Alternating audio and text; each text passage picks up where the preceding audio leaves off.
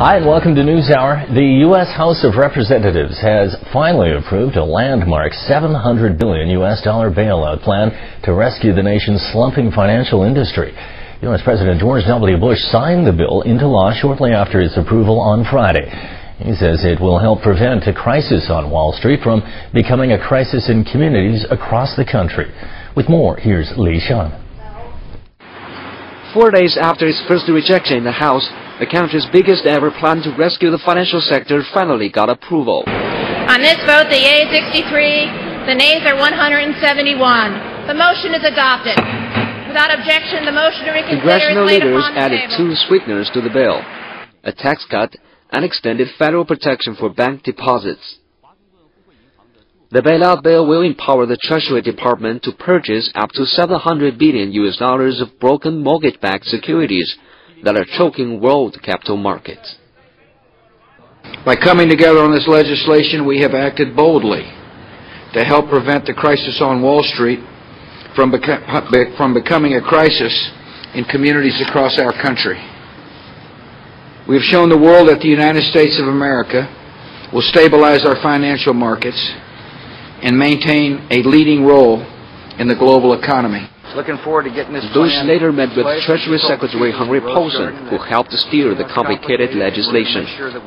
Bush thanked Paulson and his team for their hard work, while Paulson pledged quick action to get the program running. Many economists had warned the country confronted the greatest economic crisis since the stock market crash of 1929 if lawmakers failed to act. The move was also certain to relieve international financial markets, which fear that a deep slump in the U.S. economy could drag the rest of the world into recession. Li Xiang, CCTV. Well, investor appetite for risk was not immediately enticed by the passage of the massive bailout package. The Dow Jones Industrial Average was up 300-plus points. That's about nearly 3% ahead of the vote, but it slipped after the House of Representatives cleared an amended bailout package. Analysts say the investors turned their attention to other problems with the U.S. economy, such as a recent unemployment report.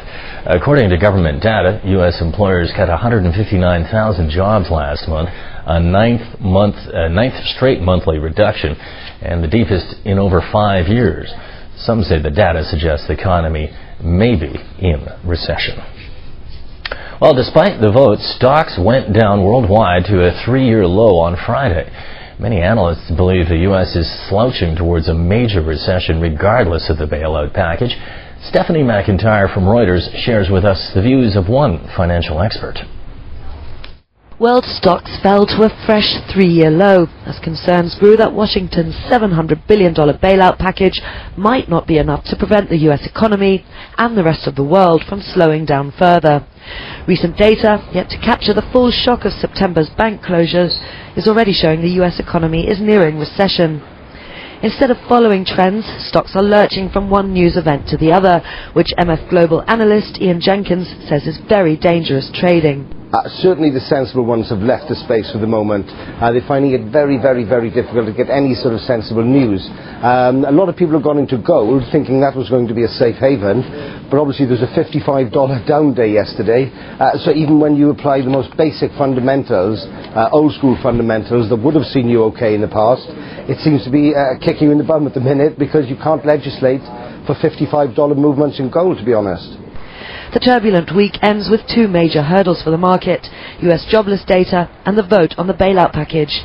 2 issues here. One, we don't know where the bottom of any book is. Any asset class, we do not know what we're marking it to at the moment. And that's very, very, very dangerous to markets. And the other thing is markets can handle any bad news at all. We've seen it on 9/11, we've seen it at the outbreaks of war. The one thing markets cannot handle is uncertainty. With many pensions and salaries tied up in share schemes, people in London are handling the market turmoil in different ways. Jenkins' #1 piece of advice to investors is to cut down the trade size because market movements are so unpredictable. Well, the breakup of Dutch-Belgian financial group Fortis has begun, with the Dutch government agreeing to buy its operations on the Netherlands in a close to €17 billion plan. The senior ministers from both the Netherlands and Belgium say the move had to be made after funding difficulties worsened over the week for what was the first victim of the credit crunch on the continent to be taken into government ownership. Soon Jiayu has details.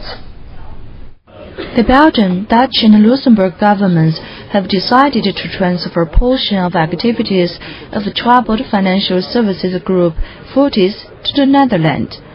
The transaction, which amounts to a breakup of a cross-border Fortis group along national lines, is worth 16.8 billion euros and includes Fortis' interest in ABN AMRO. Belgium's Prime Minister says the decision was aimed at maintaining the durable servicing of the banking and insurance group, which the three governments rescued with an 11.2 billion euro capital injection last Sunday.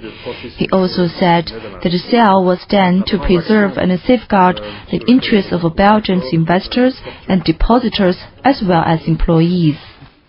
I think a clear decision was taken tonight at Limburgmont to redistribute activities which will result in a clarification of the Dutch banking landscape on the one hand.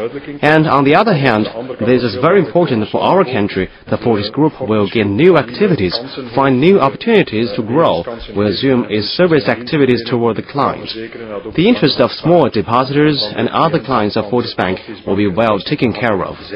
Not to mention the thousands of people who work at Fortis.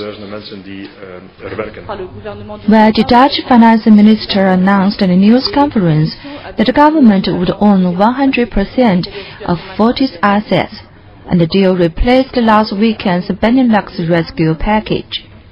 Under the term of initial rescue, Fortis had agreed to sell its interest in ABN AMRO, but Dutch banking group ING, seen as the most likely private sector purchaser, decided during the week against bidding for its Dutch rival.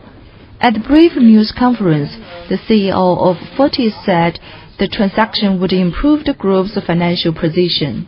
The sale is for an amount of 16.8 billion euro, and it's clear that by this sale we are going to improve again our financial position, and we can then also further build our activities in Belgium and outside Belgium. Fortis still is a group with more than 45,000 employees and millions of clients.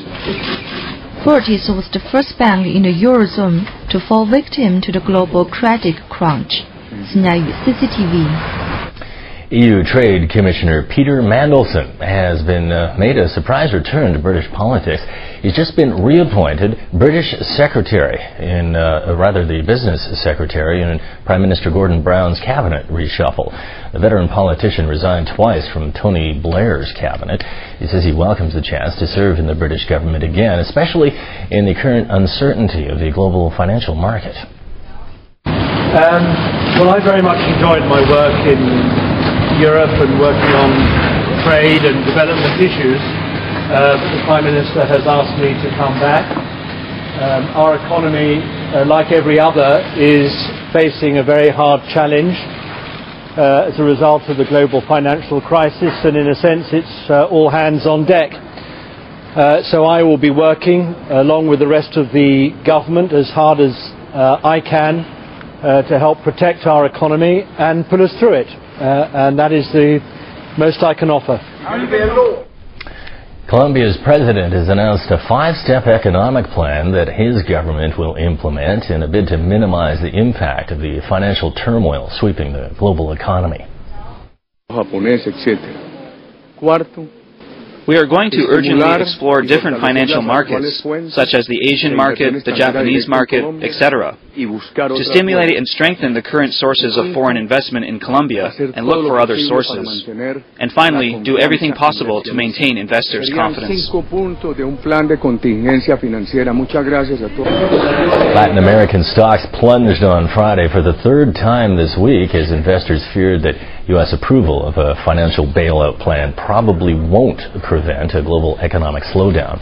Experts have warned Mexico and Colombia could be seriously affected by the current financial crisis given their close political, economic, and trade ties to the United States.